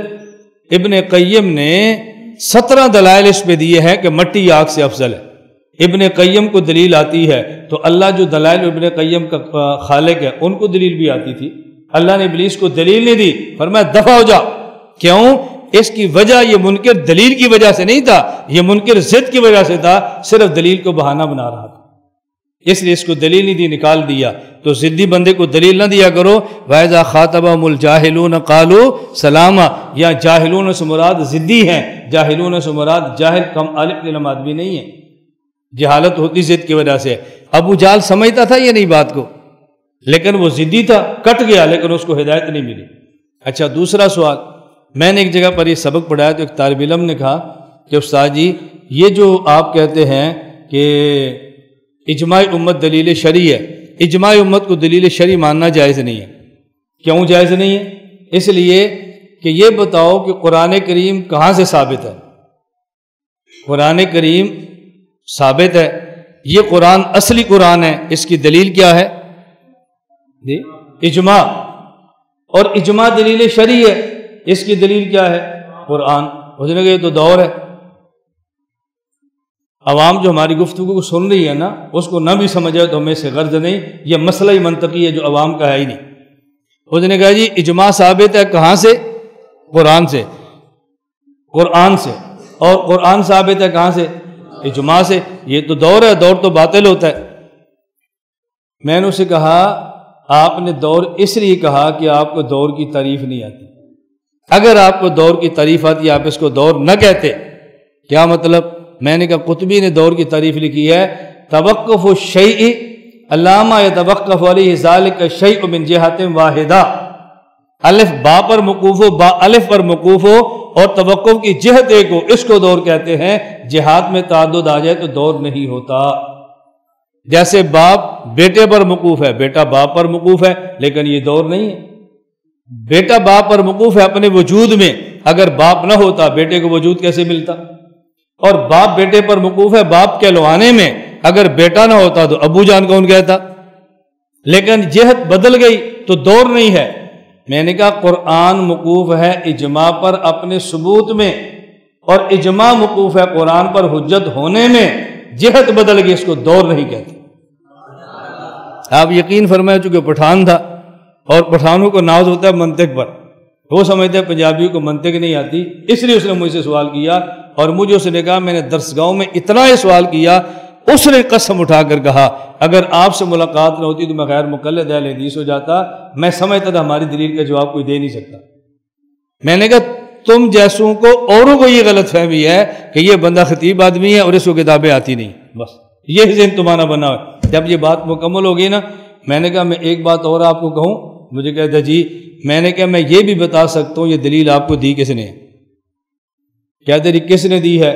میں نے کہا عبدالسلام رستمی پنجپیری نے، جو بعد میں غیر مقلد ہو گیا۔ مجھے اس نے کہا استاد جی بالکل سچی بات ہے، میں نے وہاں دورہ تفسیر کیا، دلیل اسی نے دی تھی۔ میں نے کہا اس کو یہی غلط فہمی غیر مقلد بنا ڈوبی، اہل علم سے رابطہ نہیں کیا، اور وہ سمجھتا رہا میرے پاس دلائل بہت قوی ہیں۔ یار جس کو تو قوی سمجھتا ہے کسی بندے کے سامنے رکھ بھی تو صحیح نا۔ اب گھر بیٹھا اس کو قوی سمجھ رہا، تو نے مسلک بدل دیا، تو کون سی تو نے دین کی خدمت کی ہے؟ خیر میں عرض کر رہا تھا اجماع امت کمزور دلیل ہے، اجماع امت مضبوط ترین دلیل ہے۔ اس کو بہت اچھی طرح سمجھو، بہت اچھی طرح۔ جب ہم کسی مسئلے پر اجماع پیش کرتے ہیں تو لوگ کہتے ہیں قرآن پیش کرو، حدیث پیش کرو، اور ہمارے اپنے ساتھی سمجھتے ہیں استاد جی اس پر قرآن نہیں ہے، دیکھو قرآن پیش کر رہا ہے، اس پر حدیث نہیں ہے، دیکھو وہ حدیث پیش کر رہا ہے۔ میں پہلے آپ سے کہتا ہوں نا ایک بات بار بار، مخالف بات کو سمجھتا نہیں، اعتراض کرتا ہے، اور ہم بات کو سمجھتے نہیں تو جواب نہیں دے سکتے۔ وہ سمجھتا تو اعتراض نہ کرتا، اور ہم سمجھ آتے تو جواب نہ دیتے۔ امام غزالی رحمۃ اللہ علیہ نے المستصفیٰ میں ایک اصول اور ایک بات کی ہے، جلد اول صفحہ 774 میں امام غزالی فرماتے ہیں جب مجتہد کو مسئلہ بیان کرے تو وہ کیا کرے؟ فرماتے ہیں فَيَنْظُرْ أَوَّلَ شَيْءٍ فِي الْإِجْمَاعِ، مجتہد اجماع کو دیکھے۔ کس کو دیکھے؟ اجماع کو۔ فَإِنْ وَجَدَ فِي الْمَسْأَلَةِ إِجْمَاعًا، اگر مسئلے پر اجماع موجود ہو، تَرَكَ النَّظْرَ فِي الْكِتَابِ وَالسُّنَّةِ، پھر کتاب و سنت کو نہ کھولے۔ کیوں؟ فَإِنَّهُمَا يَقْبَلَانِ النَّسْخَ وَالْإِجْمَاعُ لَا يَقْبِلُهُ، اس لیے کہ قرآن اور حدیث یہ تو منسوخ ہو سکتے ہیں لیکن اجماع کبھی منسوخ نہیں ہوتا۔ فَالْإِجْمَاعُ عَلَى خِلَافِ مَا فِي الْكِتَابِ وَالسُّنَّةِ دَلِيلٌ قَاطِعٌ النَّسْخِ إِذْ لَا تَجْتَمِعُ الْأُمَّةُ عَلَى الضَّلَالَةِ، اگر ایک مسئلہ قرآن میں نظر آئے، ایک مسئلہ حدیث میں نظر آئے، اور جس مسئلے پر اجماع ہے وہ بظاہر قرآن کے خلاف ہو، تو یہ ذہن میں رکھنا کہ وہ جو مسئلہ ہمیں نظر آ رہا ہے وہ منسوخ ہے۔ دلیل اس کی یہ ہے کہ امت کا اجماع کبھی ضلالت پر نہیں ہوتا، ہمیشہ ہدایت پر ہوتا ہے۔ وہ منسوخ تھا لیکن ہمارے علم میں نہیں تھا، اور اجماع کرنے والے فقہا کے علم میں تھا۔ اب سمجھتے اجماع کتنی مضبوط دلیل ہے۔ دیکھو ہمارا عقیدہ ہے کہ انبیاء علیہ السلام اپنی قبور مبارکہ میں زندہ ہیں۔ لوگ آپ سے کہتے ہیں قرآن پیش کرو، حدیث پیش کرو، ہمارے پاس اجماع ہوتا ہے، یہ نہیں قرآن حدیث نہیں ہے، میں سمجھانے کے لیے کہہ رہا ہوں۔ آپ ان سے پوچھو اللہ کے پیغمبر پر موت آ گئی ہے؟ جی آ گئی ہے، کہاں لکھا ہے؟ قرآن پیش کرو۔ اب قرآن کی کسی آیت میں نہیں ہے کہ اللہ کے نبی پر موت آئی ہے۔ ایک ہے خبر موت، ایک ہے وقوع موت۔ قرآن خبر تو دیتا ہے انک میتون، لیکن وقوع نہیں بتا رہا کہ حضور پر موت آ گئی ہے۔ تو قرآن کریم اور احادیث میں خبر موت ہے یا وقوع موت ہے؟ میں نے ایک ساتھی سے کہا کہ اللہ کے نبی پر موت آ چکی ہے، دلیل کیا ہے؟ کہتا ہے انک میتون۔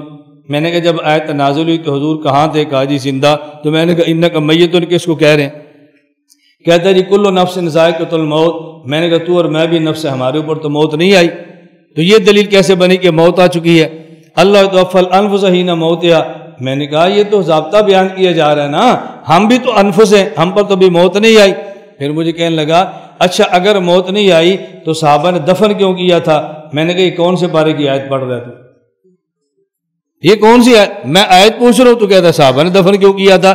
بھئی یہ آیت پڑھ آیت۔ اب اس کا معنی پیغمبر کی موت ثابت ہو رہی ہے صحابہ کے اجماع سے، نہ قرآن سے نہ ہی حدیث سے، تو ہم کہتے ہیں جس دلیل سے پیغمبر کی موت ثابت ہو رہی ہے تو موت کے بعد کی حیات اسی دلیل سے ثابت ہونی چاہیے نا، پھر آپ کو اعتراض اور اشکال کیا ہے؟ کیونکہ خود ہمیں شرع صدر نہیں ہے، ہم الجھن میں رہتے ہیں، مولانا صاحب وہ قرآن پیش کرتے ہیں تو ہم اجماع کی بات کرتے ہیں۔ دیکھیں بخلاف الکتاب و سنت و اجماع الامہ، اجماع امت قوی ترین دلیل ہے، اس پہ کبھی الجھن میں نہ رہنا۔ 102 وَنَرَى الْجَمَاعَةَ حَقًّا وَصَوَابًا وَالْفُرْقَةَ زَيْغًا وَعَذَابًا، ہم جماعت اجماعی مسائل ہم اس کو برحق سمجھتے ہیں، اور فرقہ وریت کو گمراہی سمجھتے ہیں، فرقہ وریت پر عمل کرنے کو عذاب سمجھتے ہیں۔ میں اس پر بڑی تفصیل سے بات چکا ہوں کہ فرقہ کا معنی کیا ہوتا ہے اور فرقہ وریت کا معنی کیا ہوتا ہے، تفصیل سے بات ہو چکی ہے۔ 103 وَدِينُ اللَّهِ فِي السَّمَاءِ وَالْأَرْضِ وَاحِدٌ، اللہ کا دین آسمان و زمین میں ایک ہے، وہ دین الاسلام، وہ دین اسلام ہے۔ فَمَن يَبْتَغِ غَيْرَ الْإِسْلَامِ دِينًا فَلَن يُقْبَلَ مِنْهُ، جو شخص غیر اسلام کو دین کہے گا اس کی بات کو قبول نہیں کیا جائے گا۔ توجہ کرنا، ذرا توجہ کرنا۔ یہود کہتے ہیں دین موسیٰ برحق ہے، عیسائی کہتے ہیں دین عیسیٰ برحق ہے، ہم کہتے ہیں دین اسلام برحق ہے۔ یہودی کہتے ہیں سارے یہودی بن جاؤ، نصارہ کہتے ہیں سب عیسائی بن جاؤ، اور ہم کہتے ہیں سب مسلمان بن جاؤ، اور رسول اللہ صلی اللہ علیہ وسلم کے دین اسلام کو قبول کر لو۔ بھائی دعویٰ تینوں کا ہے، ہمارا بھی دعویٰ ہے، ان کا بھی دعویٰ ہے۔ اس پر 4 سوال نوٹ کر لو، ہم کہتے ہیں 4 سوال ہم کرتے ہیں، اور ان چاروں کا جو جواب دے دے سارے اس کا دین قبول کر لیں۔ نمبر 1، ایسا نبی بتاؤ جس نے یہ دعویٰ کیا ہو کہ میں سب کا نبی ہوں۔ ایسا نبی بتاؤ کہ جس نے دعویٰ کیا ہو میں سب کا نبی ہوں۔ یہودی بتا دیں موسیٰ علیہ السلام نے دعویٰ کیا ہو، عیسائی کہہ دیں عیسیٰ علیہ السلام نے دعویٰ کیا ہو۔ تنہا اللہ کے پیغمبر کا دعویٰ ہے یا ایھا الناس انی رسول اللہ الیکم جمیعا وارسلت للخلق کافہ۔ کیوں؟ یہ ہم نے سوال کیوں کیا؟ ہم موسیٰ علیہ السلام کا کلمہ پڑھ لیں اور کل قیامت کو موسیٰ علیہ السلام سے کہیں ہماری سفارش کرو، وہ فرمائے میں نے کہا تھا میرا کلمہ پڑھو، پھر کیا جواب دیں گے؟ عیسیٰ علیہ السلام سے کہے جی ہم آپ کا کلمہ پڑھ کے عیسائی بنے تھے، آج ہمیں جہنم سے بچاؤ، وہ کہیں گے میں نے کہا تھا میرا کلمہ پڑھو، میں نے تو نہیں کلمہ پڑھو، تم نے کیوں پڑھا؟ جب سب نے ایک دین قبول کرنا ہے تو سب اس نبی کا دین قبول کریں جس کا اعلان ہو کہ میں بولو سب کا نبی ہوں۔ نمبر 2، بات توجہ سمجھنا، نمبر 2، اگر کسی نبی کا دین قبول کرنا ہے تو ایسے نبی کا نام بتاؤ جو نبی یہ کہے کہ میں آخری نبی ہوں، میرا کلمہ پڑھ لو، میرے بعد کوئی اور نبی پیدا نہیں ہونا۔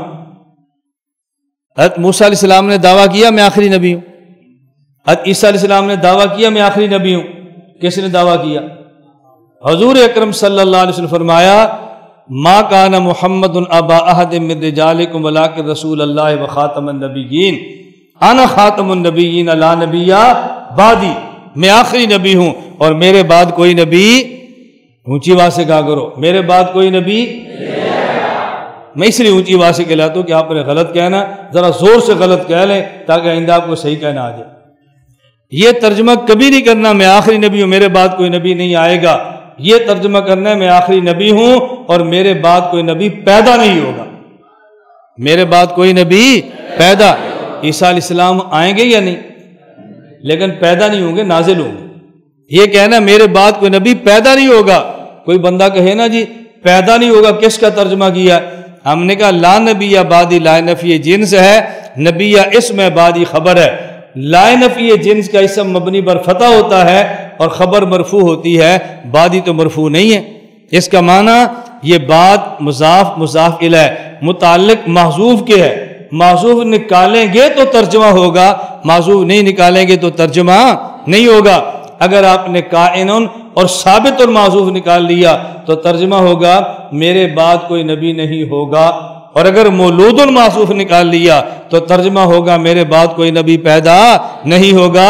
میرے بعد کوئی نبی نہیں ہوگا یہ بھی ترجمہ تب ہوگا جب محذوف ہو مقدر مانے، اور میرے بعد پیدا نہیں ہوگا یہ بھی تب ہوگا جب کوئی محذوف مانے۔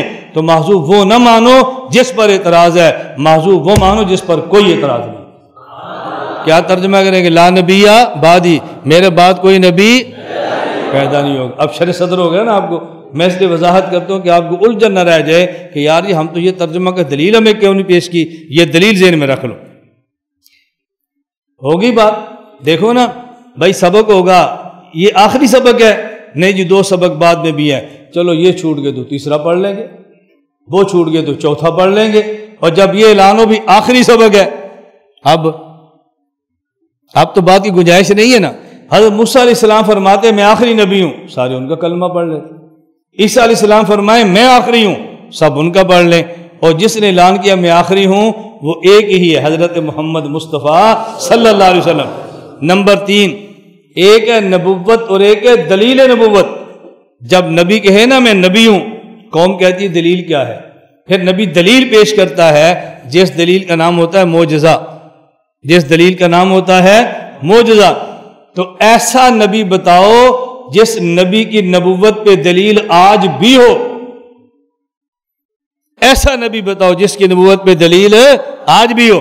آپ کہتے ہیں سارے مل کر موسیٰ علیہ السلام کا کلمہ پڑھ لو، مخالف کہے گا ان کی نبوت پہ دلیل پیش کرو۔ آپ کہتے ہیں جی ید بیضا دکھاؤ، عصائے موسیٰ وہ جی دکھاؤ، وہ جی ترکی میں، اچھا اس کو لاؤ، مارو کسی پتھر پہ نکالو پانی۔ جی عیسیٰ علیہ السلام کو مان لو، دلیل وہ جی مردے کو زندہ کر کے دکھاؤ۔ عیسیٰ علیہ السلام کو نبی مان لو، اندھے کے چہرے پر ہاتھ پھیرتے بینا دکھاؤ، دکھا سکتے ہیں۔ اب ایک ایسا نبی بتاؤ جس کی نبوت پہ دلیل آج بھی ہو، وہ تنہا حضرت محمد کی ذات ہے جن کی نبوت پہ دلیل نبوت قرآن آج بھی ہے، قرآن آج بھی ہے۔ اور میں اس پر بات کر چکا ہوں کہ قرآن اللہ کی کتاب ہے، اس پہ دلیل کیا یاد ہے؟ خلاصہ ذہن میں رکھ لو، جس جیسی چیز لوگ لا سکیں یہ اس بات کی دلیل ہے کہ یہ بھی لوگوں نے بنائی ہے، اور جس جیسی لوگ نہ بنا سکیں یہ اس بات کی دلیل ہے کہ یہ چیز بھی اللہ نے بنائی ہے۔ دیکھو میری پگڑی جیسے ایک انسان کروڑ پگڑی بنا سکتا ہے، لیکن میرے سر جیسا 1 کروڑ انسان مل کر ایک سر بھی نہیں بنا سکتا۔ پگڑی بنا سکتے ہیں، اس بات کی دلیل ہے کہ یہ پگڑی بھی انسان نے بنائی ہے، اور سر جیسا سر نہیں بنا سکتے، اس بات کی دلیل ہے کہ سر بھی اللہ نے بنایا، انسان نے نہیں بنایا۔ اللہ فرماتا ہے قرآن میری کتاب نہیں تو اس جیسی لاؤ۔ اگر اس جیسی آ جائے اس کا معنی قرآن بھی بشر کا کلام ہے، اور اس جیسی نہ آئے تو اس کا معنی قرآن بھی بشر نہیں بلکہ خالق بشر کا کلام ہے۔ نمبر 4، بھئی نبی کا کلمہ پڑھنے کا مطلب ہی ہوتا ہے کہ نبی کی تعلیمات پر عمل کریں، نبی کی ہدایات پر عمل کریں۔ تو کسی ایسے نبی کا نام لو جس کی تعلیمات آج بھی ہوں۔ ہم موسیٰ علیہ السلام کا کلمہ پڑھ لیتے ہیں، ہم کہتے ہیں نماز پڑھنی ہے، اچھا جی نماز کی رکعتیں کتنی ہونی چاہیے؟ یہ تو تورات میں نہیں ہے۔ ہم نے نماز پڑھنی ہے اور جب سجدے میں جائیں تو پھر کیا پڑھیں؟ یہ تو انجیل میں نہیں ہے، تو پھر کلمہ پڑھنے کا فائدہ کیا ہوا؟ ایسے نبی کا نام بتاؤ جس کی تعلیمات آج بھی ہوں، اور یہ تنہا حضرت محمد مصطفیٰ صلی اللہ علیہ وسلم۔ دیکھیں دین اللہ تعالی فی السماء والارض واحد ہوا دین الاسلام من یبتغی الاسلام دینا فلن یقبل منہ۔ تو یہود کہتے ہیں دین یہود مانو، دین سارا کہتے ہیں دین عیسیٰ مانو، اور ہم کہتے ہیں دین اسلام مانو۔ ہمارے سوال کتنے ہیں؟ 4۔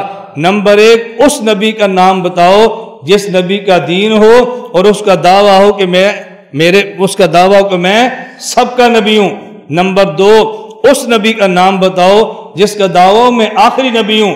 نمبر 3، اس نبی کا نام بتاؤ کہ جس کی نبوت پہ دلیل آج بھی ہو۔ اس نبی کا نام بتاؤ کہ جس کی تعلیمات آج بھی ہو۔ میں سمجھانے کے لیے کہتا ہوں تعلیمات میں 2 چیزیں ہیں، کچھ ہیں عبادات اور کچھ ہیں عادات۔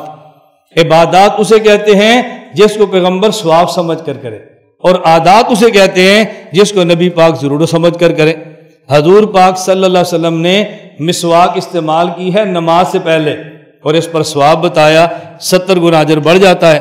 اور آپ نے مسواک استعمال کیا کھانے سے پہلے، کوئی اس پر بھی ثواب ہے کہ کھانے سے پہلے مسواک استعمال کر لو تو کھانے کا اجر 70 گنا بڑھ جائے گا، یا ایک کھانا 70 روٹیوں کا فائدہ دے گا؟ نہ، اب ایک مسواک وہ جو ثواب سمجھ کر، اور ایک مسواک جو ضرورت کی وجہ سے۔ اللہ کے نبی جو کام فرمائیں ثواب سمجھ کر اسے عبادات کہتے ہیں، اور جو کام سمجھ فرمائیں ضرورت سمجھ کر اسے عادات کہتے ہیں۔ لیکن یہ تقسیم نبی کے اعتبار سے ہے، ہمارے لیے عبادات بھی عبادات ہیں اور عادات بھی عادات ہیں۔ ہم کہتے ہیں کہ پہلے نبیوں کی عبادات بھی محفوظ نہیں اور ہمارے پیغمبر کی عبادات تو کجا عادات بھی محفوظ ہیں، عبادات تو کجا عادات بھی محفوظ ہیں۔ اس لیے دین صرف اسلام ہے، اس کو قبول کریں۔ 104 اب بین الغلوب والتقصیر وبین التشبیہ والتعطیل وبین الجبر والقدر وبین الامن والقیاس۔ یہ جو ہمارا دین ہے نا، یہ غلوب اور تقصیر کے درمیان ہے۔ کیا مطلب؟ نہ تو ہم بہت آگے نکلتے ہیں کہ نبی کو خدا کا بیٹا کہہ دیں، اور نہ بالکل نیچے آتے ہیں کہ نبی کو ولی سے نیچے لے جائیں، نہ وبین التشبیہ والتعطیل، نہ تو اللہ کی صفات کو مخلوق کی صفات کے مشابہ قرار دیتے ہیں والتعطیل، اور نہ ہی اللہ کو صفات سے خالی مانتے ہیں۔ وبین الجبر والقدر، نہ تو ہم جبریہ ہیں کہ انسان کو مجبور محض مانیں، اختیار کا انکار کریں، اور نہ ہی قدریہ ہیں کہ ہم تقدیر مان کر اختیارات کی نفی کر دیں۔ وبین الامن والقیاس، اور نہ ہی ہم اللہ کے خوف سے مطمئن ہوتے ہیں، عذاب سے معمول مطمئن ایسا نہیں ہوتا، ڈرتے ہیں۔ والقیاس، اور نہ ہی ہم اللہ سے رحمت سے نا امید ہوتے ہیں بلکہ امید بھی کرتے ہیں اور ڈرتے بھی ہیں۔ نمبر 115 فوادیننا و اعتقادنا ظاہرا و باطنا، یہ جو ہمارا دین اور ہمارا عقیدہ ہے نا، اور سمجھو یہ جو ہمارا دین اور ہمارا عقیدہ ہے نا، ظاہرا و باطنا، ہم اس عقیدے کو چھپاتے نہیں ہیں، جو دل میں ہے اسی کو زبان سے بتاتے ہیں۔ عقیدہ چھپانے والا نہیں ہوتا، عقیدہ چھاپنے والا ہوتا ہے۔ اور تم تحاوی بھی پڑھو اور پھر بھی عقیدے چھپاؤ، یہ کون سی حنفیت اور کون سی تحاوی تم پڑھ رہے ہو؟ فہذا دیننا، یہی ہمارا دین ہے، باعتقادنا، اور یہی عقیدہ ہے، ظاہراً و باطناً۔ یہ یاد رکھنا، یہ جو کتاب ہے نا العقیدۃ الطحاویہ، اصل اس کا نام ہے اعتقاد اہل سنت والجماعہ، اسی کا نام عقیدہ ہے۔ یہ ہمارا دین ہے اور ہمارا عقیدہ ہے، جو دل میں ہے وہی زبان پر ہے، ہم چھپاتے نہیں ہیں، علل اعلان بیان کرتے ہیں۔ چھپاتا وہ ہے جو ڈرتا ہو یا جھجکتا ہو، اور ڈرتا وہ ہے جس کا اللہ سے تعلق نہ ہو، اور جھجکتا وہ ہے جس کے بعد دلیل نہ ہو۔ اکابر کی برکت سے ہمارا اللہ سے تعلق بھی ہے اور اپنے علماء کی برکت سے ہمارے پاس دلیل بھی ہے، اس لیے عقیدہ بیان کرتے ڈرتے بھی نہیں ہیں، جھجکتے بھی نہیں۔ وَنَحْنُ بُرَاءُ إِلَى اللَّهِ تَعَالَى مِنْ كُلِّ مَنْ خَالَفَ الَّذِي ذَكَرْنَاهُ وَبَيَّنَّاهُ۔ اے اللہ ہم بری ہیں ان لوگوں سے، ہم بری ہیں ان لوگوں سے، یا اللہ ان سے بری ہیں جنہوں نے موجودہ عقائد کی مخالفت کی ہے نا، ہم اس سے بری ہیں۔ ہم بھی کہتے ہیں یا اللہ تو گواہ بن جا۔ حضرت امام طحاوی نے جو لکھی ہے کتاب، بالکل اس کے شروع میں یہ بات وضاحت فرما دی ہے کہ دیکھو ہم نے جو کتاب لکھی ہے نا، دیکھو ھذا ما رواہ الامام ابو جعفر الطحاوی فی ذکر بیان اعتقاد اہل سنت والجماعہ علی مذہب فقہاء الملہ ابی حنیفہ النعمان ابن ثابت الکوفی، ابی یوسف یعقوب ابن ابراہیم الانصاری وابی عبداللہ محمد بن حسن الشیبانی۔ فرماتے ہیں یہ عقیدہ ابو حنیفہ کا ہے، یہ عقیدہ امام یوسف کا ہے، یہ عقیدہ امام محمد کا ہے۔ ہم بھی کہتے ہیں یا اللہ جس عقیدے سے وہ بری ہیں ہم بھی اس سے بری ہیں، جو ملحد سے وہ بری ہیں ہم بھی بری ہیں، جس بدعتی سے وہ بری ہیں اللہ ہم بھی بری ہیں۔ ہم تجھے گواہ بنا کر کہتے ہیں کہ ہم تمام مبتدئین سے برات کا اعلان کرتے، اللہ ہم دنیا میں ان سے الگ ہو گئے ہیں، قیامت کو بھی ان سے ہمیں الگ ہی رکھنا۔ بس یہ بات ٹھیک ہے یا غلط ہے؟ ہم دنیا میں برات کا اعلان کرتے ہیں، بھائی ہم اہل حق کے ساتھ ہیں، اہل باطل کے ساتھ نہیں، فرقی ہو یا فرقہ، باطلی ہو یا باطل، فطری ہو یا فتنہ، ہم سب سے بری۔ یہ چھوٹا ہے یا بڑا ہے، ہم اس کی تقسیم نہیں کرتے۔ فتنہ چھوٹا بھی چھوٹا فتنہ ہوتا ہے اور بڑا بھی ہو تو پھر بھی بڑا ہی ہوتا ہے۔ وَنَسْأَلُ اللَّهَ تَعَالَىٰ أَن يُثَبِّتْنَا عَلَى الْإِيمَانِ۔ اے اللہ ہم آپ سے دعا کرتے ہیں ہمیں ایمان پہ ثابت قدم رکھنا، ہم کمزور ہیں بہت، ثابت قدم رکھنا۔ وَيَخْتِمَ لَنَا بِهِ، اللہ ہمارا اسی پر خاتمہ فرمانا۔ وَيَعْصِمَنَا مِنَ الْأَهْوَاءِ الْمُخْتَلِفَةِ، اے اللہ ہمیں مختلف جو یہ خواہشات پر مبنی دین آ رہے ہیں نا ان سے محفوظ رکھنا۔ والآراء المتفرقہ، اور وہ آراء جو متفرق اکابر سے الگ ہیں اس سے محفوظ رکھنا۔ والمذاہب الردیہ، ردی اور گندے قسم کے مذاہب سے بچانا۔ کون سے؟ المشبہہ جو اللہ کی صفات کو مخلوق کی صفات کے مشابہ قرار دیتے ہیں اس سے بچا، والمعتزلہ جو کہتے ہیں مرتکب کبیرہ جنت میں نہیں جائے گا، اللہ ان سے ہی بچا، ہم تو کبیرہ گناہ کرتے ہیں، اللہ ہم تو آپ سے امید رکھتے ہیں۔ بل جہمیہ، جہم بن صفوان جن کا عقیدہ یہ تھا اللہ صفات سے خالی ہیں، معطلہ اللہ ہمیں ان سے بچا۔ بل جبریہ، اور جن کا عقیدہ انسان مجبور محض ہے ان سے بچا۔ بل قدریہ، اور جن کا عقیدہ کہ جو ہم تقدیر کے منکر ہیں جو لوگ اور کہتے ہیں یہ انسان تو پابند ہے تقدیر کا، ہم اس سے بھی برات کا اعلان کرتے ہیں۔ وغیرہم من الذین خالفوا السنۃ والجماعہ، اور ان کے علاوہ وہ تمام لوگ جو اہل سنت والجماعت کے مخالف ہیں۔ واتبع البدعۃ والضلالہ، اہل بدعت الضلالت ہیں۔ ونحن براء منہم براء، اے اللہ ہم ان سب سے بری ہیں۔ وہم عندنا ضلال، امام طحاوی کیا فرماتے ہیں؟ بولو، وہم عندنا، ہم ان کو گمراہ سمجھتے ہیں، وَأَرْدِيَا، ہم ان کو گندے سمجھتے ہیں، ردی۔ وَبِاللَّهِ الْعِصْمَةُ وَالتَّوْفِيقُ، اے اللہ لیکن بچانا آپ نہیں ہے، توفیق نیک اعمال کی آپ نہیں دینی ہے۔ وَاللَّهُ أَعْلَمُ بِالصَّوَابِ، جو دلائل کی حد تک ہمارے بس میں تھا، جو ہم سمجھے ہیں ہم نے لکھ دیا اور بتا دیا، باقی اللہ تو بہتر جانتا ہے، کوئی ہم سے غلطی ہو اور ہم نے دلیل کی بنیاد پر ٹھیک سمجھا ہو ہمیں معاف فرما دے۔ وَإِلَيْهِ الْمَرْجِعُ وَالْمَآبُ، ہم نے آخر بالآخر لوٹ کر اللہ کی طرف ہی جانا ہے۔ اللہ ہم سب کو عقائد اہل و سنت والجماعت پر کاربند رہنے کی توفیق عطا فرمائے۔ ہمارا عقیدہ طحاویہ کا سبق ختم ہو گیا ہے اور 2 منٹ باقی ہیں، ہمارے چکوال کے علماء آئے ہیں۔ میں گزارش کروں گا مولانا نقشبندی صاحب دان برکاتہم سے وہ اتنی لمبی دعا کریں کہ 9 بجے پوری ہو جائے، ٹھیک ہے؟ 2 منٹ باقی ہے نا، مختصر سے دعا فرما دیں۔ عقیدہ طحاویہ کے سبق کا اختتام ہے، ایسی بابرکت مجالس کی دعائیں اللہ، مفتی معاذ صاحب بھی حضرت بھی ہیں، بزرگ تو سارے ہیں، تو میرے لیے تو سارے قابل احترام ہیں، تو میں گزارش کروں گا دعا فرما دیں، اللہ ہم سب کو اہل حق کے ساتھ رہنے کی توفیق عطا فرمائے۔ الحمدللہ رب العالمین والعاقبۃ للمتقین والصلاة والسلام علی سید الانبیاء والمرسلین وعلی آلہ واصحابہ اجمعین۔ ربنا آتنا فی الدنیا حسنہ وفی الآخرۃ حسنہ وقنا عذاب النار وادخلنا الجنۃ مع الابرار یا عزیز یا غفار یا ارحم الراحمین۔ یا اللہ ہم آپ کے عاجز مسکین خطا کار بندے ہیں، ہمارے گناہوں کو معاف فرما، ہماری خطاؤں سے درگزر فرما، سیئات کا خاتمہ فرما، دن میں کیے ہوئے گناہوں کو معاف فرما، راتوں کو کیے ہوئے گناہوں کو معاف فرما، جو گناہ ہمیں یاد ہیں ان کو بھی معاف فرما، جو کر کے بھول بیٹھے یا اللہ ان کو بھی معاف فرما۔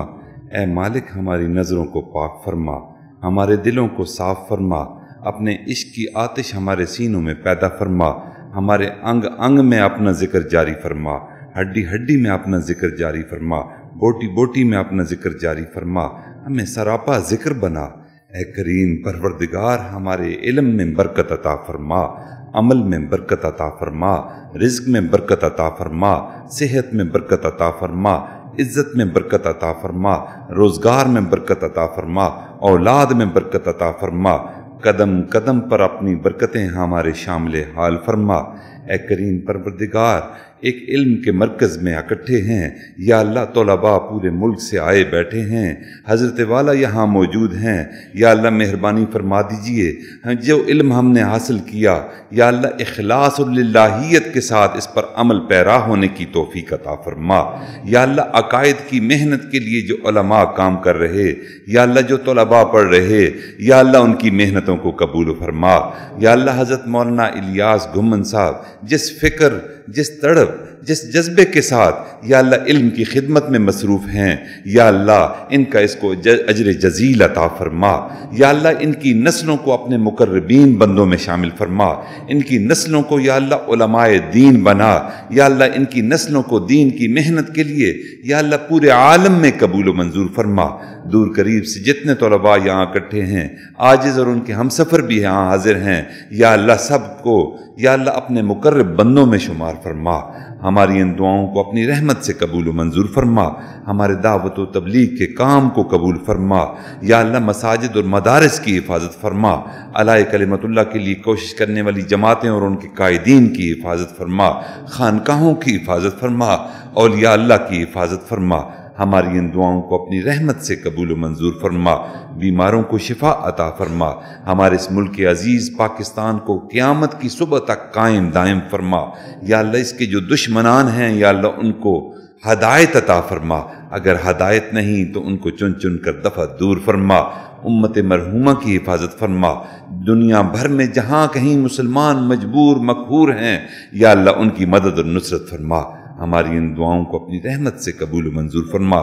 ربنا تقبل منا انک انت السمیع العلیم وتب علینا انک انت التواب الرحیم، وصلی اللہ علی النبی الامی الکریم وعلی آلہ واصحابہ اجمعین برحمتک یا ارحم الراحمین۔ لا الہ الا اللہ، لا الہ الا اللہ، لا الہ الا اللہ، ما لنا رب سوا۔